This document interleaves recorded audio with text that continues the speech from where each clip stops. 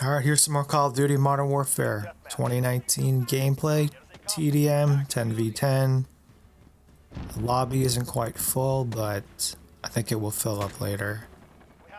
So I'm playing the Grazna Raid map as the Allegiance faction. This map is obviously set in a country that's supposed to represent Russia, although they don't call it Russia in this game. There aren't any real life locations as far as I recall besides like London. I can't remember if there's any maps set in the US, but that's not going to be an issue in the upcoming Cold War game because we've already seen maps that are explicitly set in real life locations like Miami, Moscow, Uzbekistan. And I just got killed while mounting my gun, and that's something that's not going to be in Cold War apparently. Like, there's no more gun mounting, which is kind of disappointing. Even though I don't mount all the time, I do like having that option. Also, tactical sprinting apparently won't be in Cold War. That's the kind of sprinting in which your character runs with his or her gun pointed at the air. Like, regular sprinting will be in the game, but not the super or tactical sprinting they call it. But jumping, sliding, apparently that will still be in the game. And we know this because of the show that was unveiled earlier this week. I watched most of it live on YouTube. I like the option of like pausing it and just resuming it at your own pace. The show was pretty good. I liked the build up to the show. That was really interesting. How they showed like the first person view of a pilot in a spy plane overlooking this area of interest. It wasn't particularly eventful, but just the atmosphere of it was really cool, and there were shots of the console with like a real-time countdown to the start of the show. The show itself was well produced. It was really scripted. Members of the development team kind of took turns hosting, describing the parts of the game that their teams were working on. I thought everyone did a really good job considering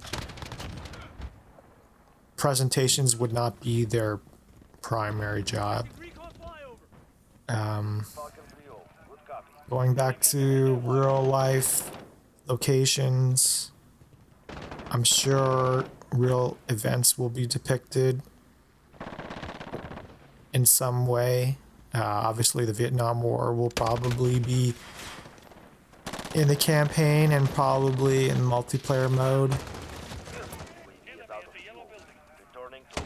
It is kind of disappointing that Activision kind of re-released the initial reveal trailer to remove footage, archival footage of the Tiananmen Square incident. That's disappointing, to say the least. And this map, this gun even kind of fits the Cold War topic. I'm using the Fin LMG, which is one of the 2 new weapons for this season. It's based on the Stoner 63, which was developed in the early 60s by Eugene Stoner. I'm sure the actual Stoner 63 will be in Cold War. Already we've seen footage of the early M16 models with the carrying handle. And going back to this game, I'm on top of this toilet in the public playground. I'm not really sure what motivated me to do it, but I'm actually having pretty good success. I've got the deployable cover on my left flank.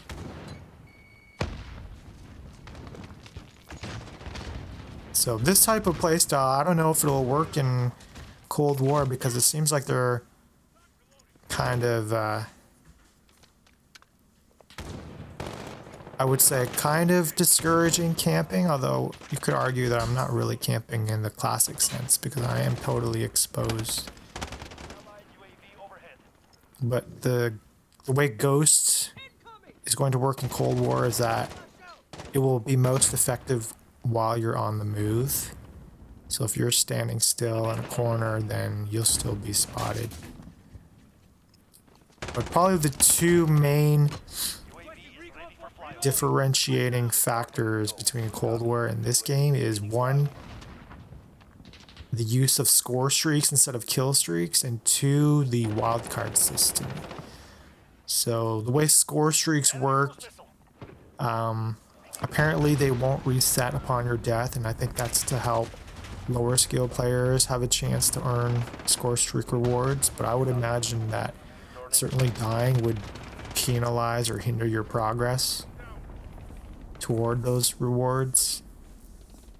And I think the cost of the rewards will be a lot higher compared to previous COD games, so higher skill players will still have an advantage, especially higher skill players who do things besides rack up kills, like getting assists, working toward objectives, spotting, and or hacking explosive devices, shooting down aircraft and whatnot. That will all contribute toward score streak rewards. And the wildcard system wasn't totally explained very well, in my opinion, in the show.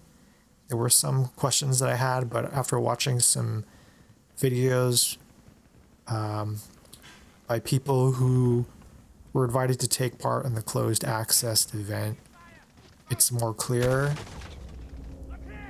So basically, the gunsmith feature returns, the usual 3 perk system returns.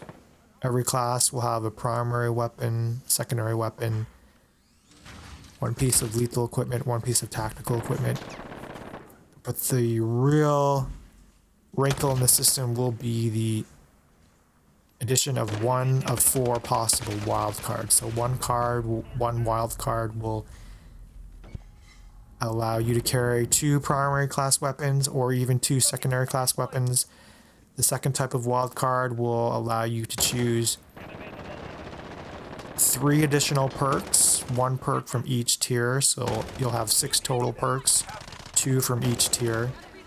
The third possible wild card will give you 2 pieces of lethal equipment and 2 pieces of tactical equipment. I just got a sweet triple kill there, as well as max ammo. And the fourth and final type of wild card will give you 8 attachments for your primary weapon instead of the usual 5. Going back to this game, I get the final kill from this crazy spot. Surprisingly effective. And I get top spot for my team, finishing 15 and 6. We win by 11. So I'm pretty excited to learn more about Cold War.